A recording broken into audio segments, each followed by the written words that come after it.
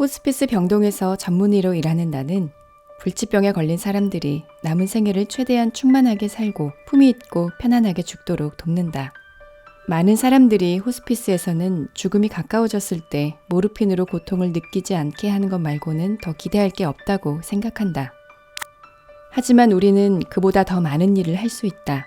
환자들은 친구들을 불러 생일 파티를 할 수도 있고 데이트를 하거나 결혼식을 올리기도 한다. 모든 환자가 말기 진단을 받은 병동에서도 삶은 참으로 멋지게 펼쳐진다. 내가 완화의료에 몰두하며 지내던 어느 날 전화벨이 울렸다. 아버지였다. 아버지, 무슨 일이세요? 안 좋은 소식이란다. 대장암 진단을 받았어. 다음 주에 CT를 찍어서 몇 기인지 알아볼 거란다. 검사 결과 아버지의 암은 4기였다. 아버지의 암은 이미 간까지 전이된 상태였다. 나는 가슴이 철렁 내려앉았다.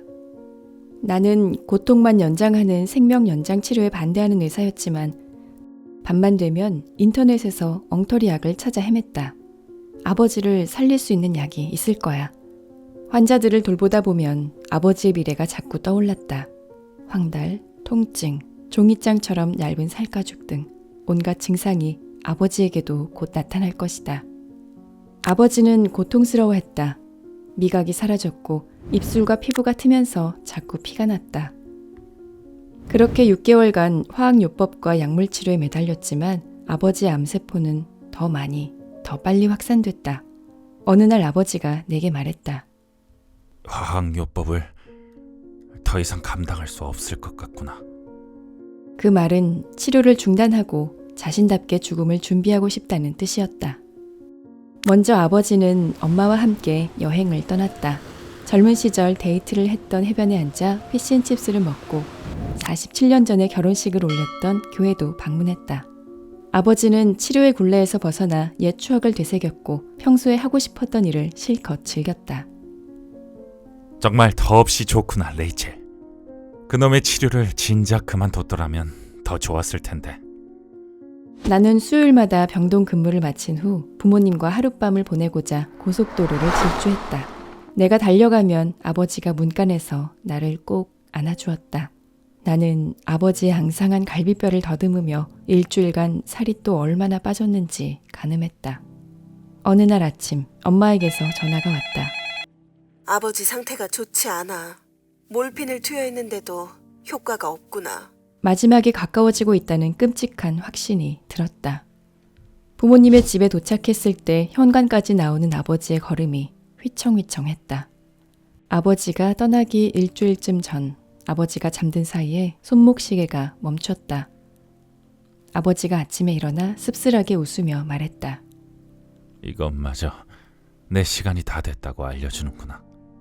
마지막 며칠 동안 밤이고 낮이고 우리 중 누군가가 아버지의 손을 꼭 잡고 있었다. 단 한순간도 아버지를 혼자 두지 않았다. 크리스마스 이브날 아침 모두 모여 아버지의 75번째 생일을 축하했다. 노래가 끝나자 아버지가 기운을 내 한마디 했다. 다들 고맙다. 이틀 후 아버지는 여전히 따뜻했고 미약하게나마 숨을 쉬었지만 우리가 닿을 수 없는 머나먼 곳에 있었다. 엄마는 그날 밤도 간이 침대에서 남편의 손을 잡은 채 뜬 눈으로 보냈다. 얼마쯤 지났을까? 엄마가 문을 두드리며 말했다. 레이첼, 아버지가 가셨단다.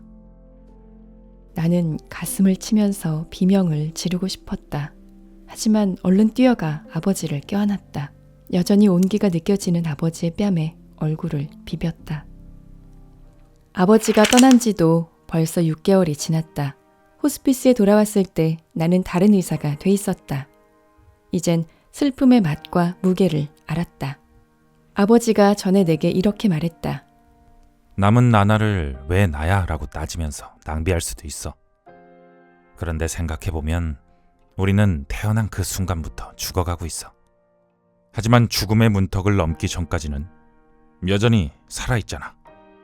그러니까 나는 그저 묵묵히 내 삶을 살아갈 거야. 아버지가 마지막 나날까지 그랬듯이 호스피스 병동에는 인생의 마지막 순간까지 최선을 다해 살아가는 사람들로 가득하다. 나는 그들로부터 오늘도 후회 없는 삶의 태도를 배운다. 영국의 존경받는 호스피스 의사가 인생의 마지막 순간에도 최선을 다해 살았던 환자들과 아버지에게서 배운 것들. 아버지의 죽음 앞에서. 이 콘텐츠가 도움이 되었다면 구독과 좋아요를 눌러주세요.